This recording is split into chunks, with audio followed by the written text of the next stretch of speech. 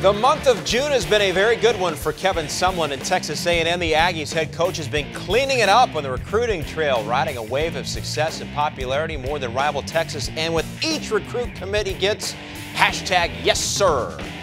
Hi everyone, I'm Ray Crawford and here to discuss the state of Texas and the top two programs in the Lone Star State, the National Recruiting Director for Rivals.com, Mike Farrell. And Mike, let's start with an in-state five-star recruit, Malik Jefferson. What's the latest on his recruitment?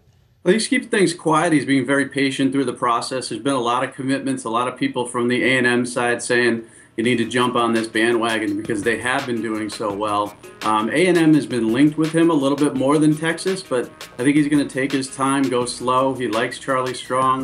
He's going to take a long look at the Longhorns. But in the end, I think the momentum that A&M has, if they continue and have a good season, I think Malik Jefferson could end up there as well.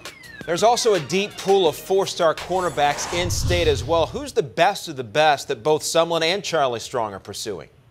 Well, Kendall Sheffield's the best corner, but then you've got, Chris Boyd, Holton Hill. These are all very good cornerbacks and defensive backs, all four-star kids. Sheffield's been linked to A&M quite a bit. Like Malik Jefferson, he's taken the process very slow. Chris Boyd's interesting.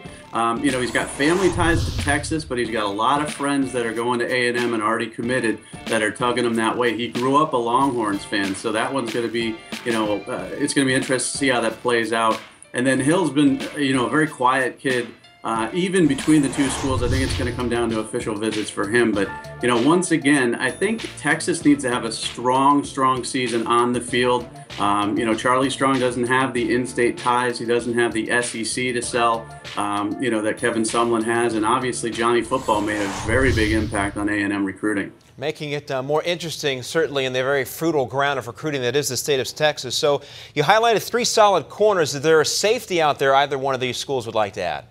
Yeah, Roney Elam is a guy that I think, he's a high three-star prospect, could end up as a four-star before long. Can play corner or safety, 6'3" kid, so he could be the sleeper in this group. It's pretty much even between the two programs at this point in time, so this is going to be another rivalry battle. These kids are going to be paying very close attention to see how A&M does without Johnny Manziel, without Mike Evans, without some of those weapons they have in the SEC, and to see what Charlie Strong could do. Can he work the magic that he worked at Louisville with a bigger program in Texas and return them to prominence? All right, Mike Farrell of Rivals.com. Always a pleasure, Mike. Thanks. Thank you. And we'll hear from Mike next week as we shine the recruiting Rivals spotlight on Florida State and Florida, only on CampusInsiders.com.